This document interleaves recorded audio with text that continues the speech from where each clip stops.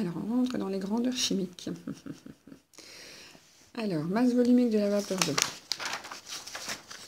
Donc, masse volumique, c'est la masse divisée par le volume. Donc, c'est le ρ en grammes par millilitre.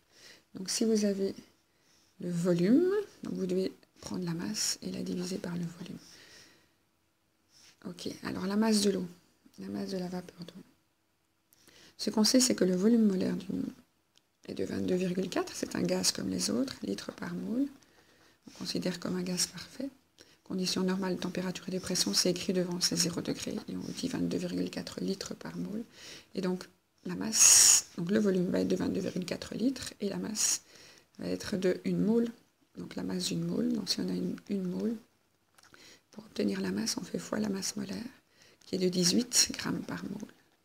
Et donc, 18 grammes, c'est la masse d'une mole. Donc, il suffit ensuite de faire la masse divisée par le volume. Donc, les 18 grammes d'une mole divisé par les 22,4 litres d'une mole. Et donc, on obtient 0,804. Et ce sont des grammes par litre. Voilà, et donc la réponse était celle-ci. Zoom. Ok, après, la masse, ça c'est assez facile, hein. On a le nombre de moles, 4 moles. Pour avoir la masse, on multiplie par la masse molaire. La masse molaire du phosphate de sodium, c'est 3 fois 23, 1 fois 31 et 4 fois 16. Avec les Olympiades, il faut tenir compte des virgules qui sont données dans le tableau devant. Donc ça donne 163,94 grammes par mole. Et on obtenait 656 grammes.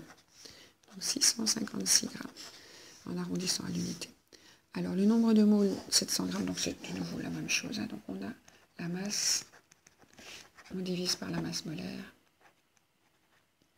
Et on obtient comme nombre de moles 19. Donc la masse molaire de HCl, 36,46 si on garde leurs unités. On obtient 19 moles, ne pas oublier les unités. Hein. Après, on a une masse d'oxygène. Donc ici, c'est presque un petit problème stoichiométrique. On peut s'amuser à dire qu'il y a 2 Al plus 3O qui donne Al2O3. Si on sait la masse de l'oxygène,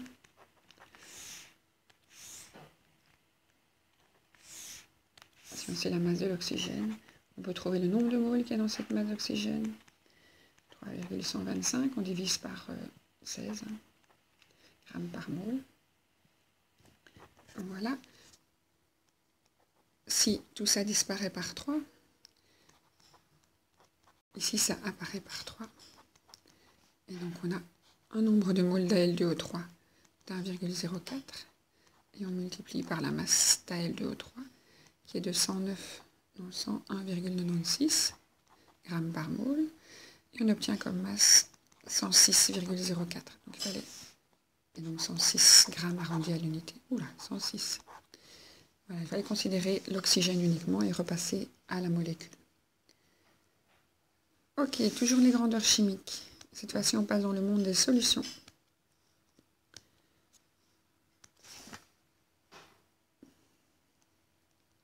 Alors, hop, quel doit être le volume de solution en litres pour obtenir la même concentration que dans le B chez A.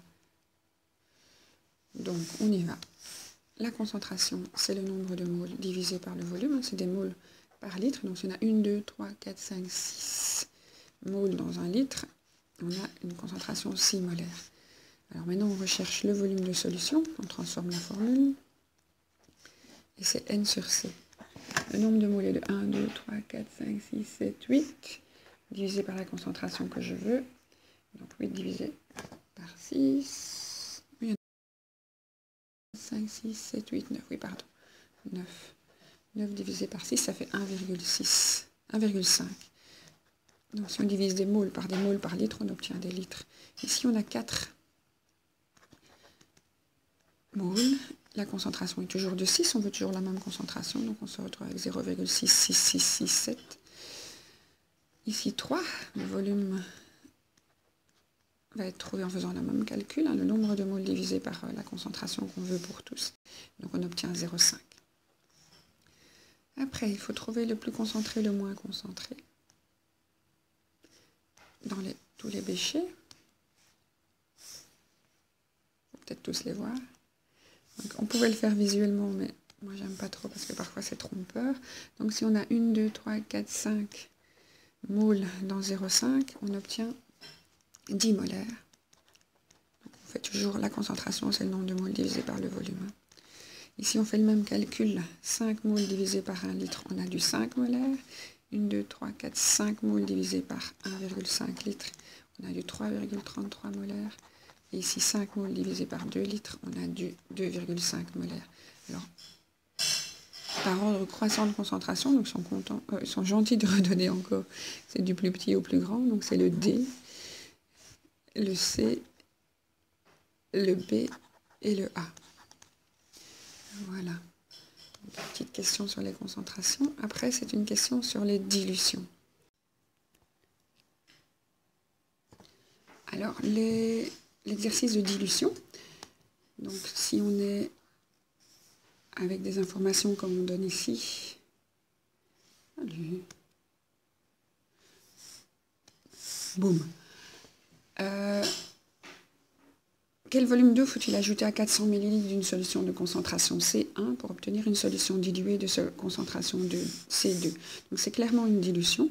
Donc on va prendre dans une première concentration concentrée un certain volume. Donc on va prélever dans un petit pot avec une pipette. On va placer ça dans un ballon jaugé.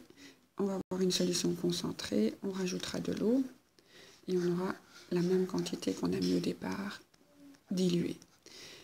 Alors, donc ce qu'il y a d'important dans les dilutions, c'est que le nombre de moles au départ est égal au nombre de moles à la fin. Donc la concentration, elle diminue, le volume, il augmente, mais la multiplication des deux reste constante.